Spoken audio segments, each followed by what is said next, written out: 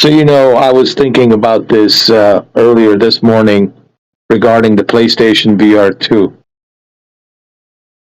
and regarding the price tag, $550 plus tax, an extra 30, that's 580. Let's just circle it $600. That's a standalone version. And of course, if you buy the bundled version, it's 640. Not to mention that you have to buy, additional accessories, docking charger, and video games, $50, $40, $60, all that stuff adds up. You'll be looking somewhere in the ballpark of $750, $780, $800. Plus, of course, you're going to need a PlayStation 5, which is $400 if you find the digital version, So you're looking roughly $1,300, $1,400 just to get you started. It's expensive. All right, let's just call it what it is. It's expensive.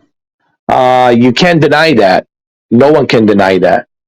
It's expensive, and I'm speaking for majority. I'm just not speaking, for myself. For me personally, I have a PlayStation 5. I have two of them.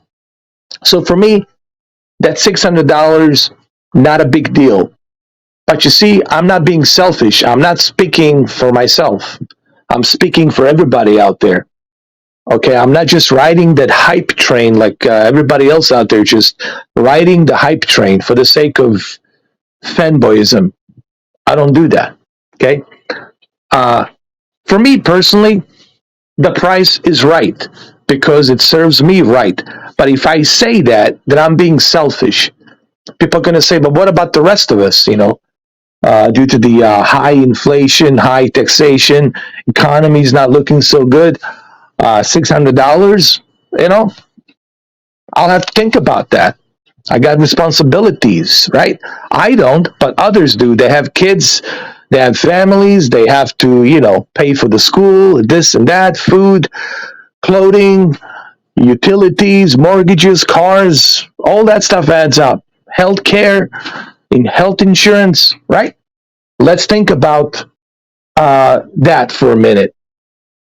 Because Sony wants to reach a global objective on making sure that everybody is able to purchase PlayStation VR 2. Well, I don't know how you're going to reach that global objective. Because your price is so effing high. Okay? And again, technology that's built inside, for me, it's fine. I have no issues with that. Okay? But it doesn't matter. Listen to me very carefully. It doesn't matter if it has the highest top tech, state-of-the-art technology built inside. All of that stuff goes out the window. It doesn't matter if you don't have a reason for people to buy it. And Gran Turismo 7, for me, yes. For other people out there who are fan of Gran Turismo, who love racing cars, yes. It's going to be awesome. We're going to be in heaven. I'm going to be in heaven. I'm going to enjoy the hell out of it, with Gran Turismo 7. But that's not enough to reach global, objective, to put it in everyone's hands. Because they're going to say, it's $600, I need to spend another $400 to $500, depending on which PlayStation 5 can I find. That you're looking at $1,100 just to get started, and then you got to buy video games on top of that. It's expensive, and this is why pre-orders are not doing so well. This is why you don't have so many people jumping on that hype bandwagon to pre-order it. Okay, it's because of that reason. But here's another missed opportunity that could have helped, and I was thinking about this morning. I didn't think about it last week because I was on a hype train, you see. Once I pre-ordered my console, I was on a hype train, and I started thinking, like, wait a minute, I need to get off this hype train. Let me pull up on this station over here. Let me get off the hype train. of this PlayStation VR 2 madness. And let me think about this for a minute, right? And I started thinking about it this morning, and I'm like, why didn't Sony think of this? And listen to this very carefully. A missed opportunity on backward compatible PlayStation VR 1 games. How cool it would be if they made backward compatible PlayStation VR 1 games that would take the advantage of the PlayStation 5 hardware and the PlayStation VR 2 technology to enhance that existing PlayStation VR 1 backward compatibility library. Imagine how happy people would be. Not only would they be able to enjoy their existing PlayStation VR 1 games in the best possible way, but on top of that, they would enjoy the PlayStation VR 2 exclusives and other PlayStation VR 2 compatible games. That right there would have justified a price tag. And people would say, well, you know what? I know it's expensive. I know it's $600, but at least I get to play all of my PlayStation VR 1 games. And how about this? Why not also make it compatible with the PC? Right?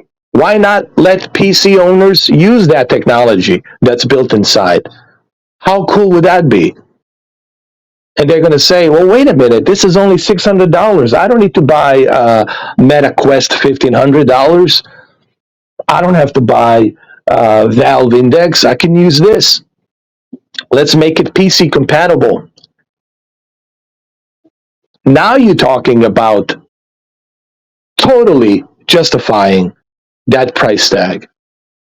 If they had this option where you can have all of your PlayStation VR 1 games backward compatible and also had a PC compatibility, I guarantee you, you would have a difficult time pre-ordering PlayStation VR 2 right now.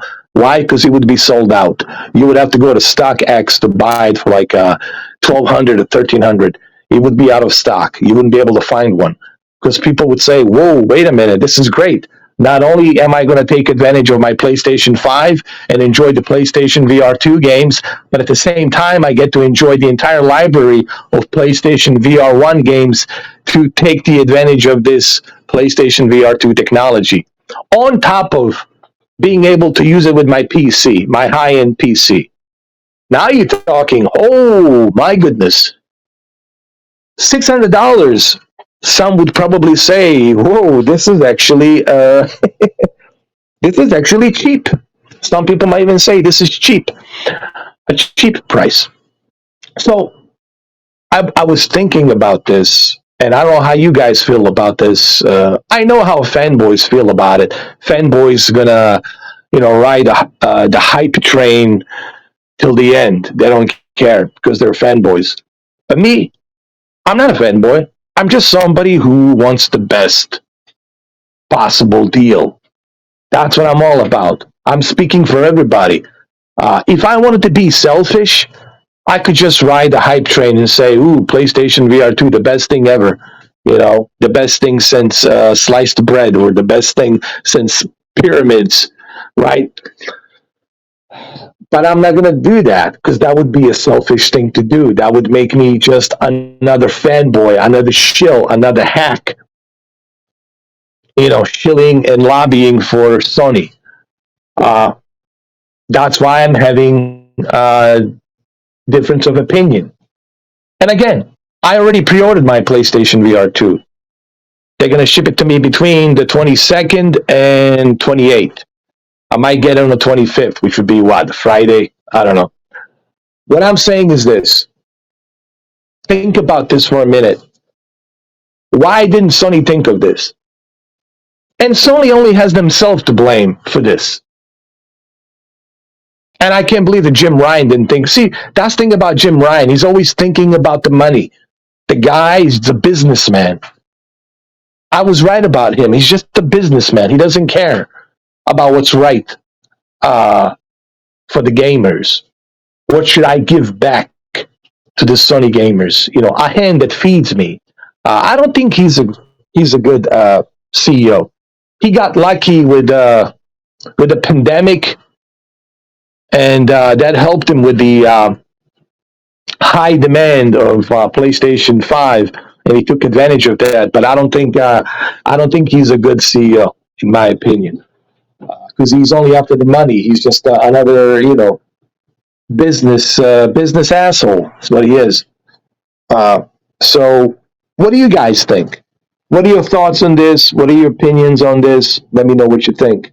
I personally think that this is a missed opportunity. If Sony has done this, if they had included backward compatibility, if they had included PC compatibility, I guarantee you would have a difficult time trying to find PlayStation VR 2. You would have to go to eBay or most likely StockX for a quadruple amount of money. Uh, so, what do you guys think? Let me know down below. All right. Thank you for watching.